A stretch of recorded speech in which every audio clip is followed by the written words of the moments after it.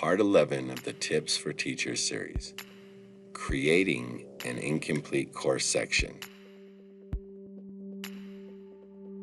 If the course is already closed, the steps will be different. You may skip to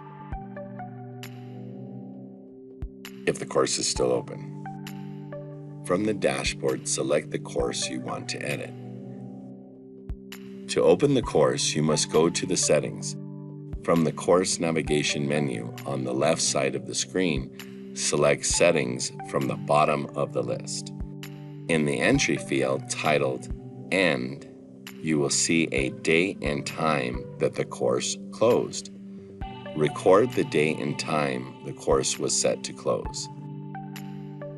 Type in the field a date that has not passed yet, for instance, tomorrow, or select it from the calendar icon. Select Update Course Details in the turquoise button down at the bottom of the page, or simply press Enter. Next, you must change the section date. Go to the tab to the right of the Course Details page, titled Sections. Select the main section from your list. On the next page, select Edit Section from the column on the far right. In the Ends entry field, either type in the new date or select it from the calendar.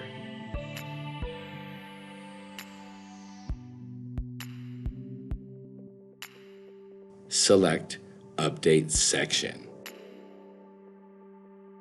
Select Back to Course Settings. In the Main Sections page, you will see an entry field titled Add a New Section. Type Extended Course Name.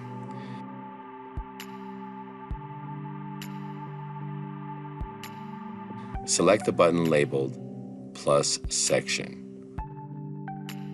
Once the section is created, select it from the list. Select Edit Section. Type in the Ends entry field the date the incomplete section will no longer be accessible.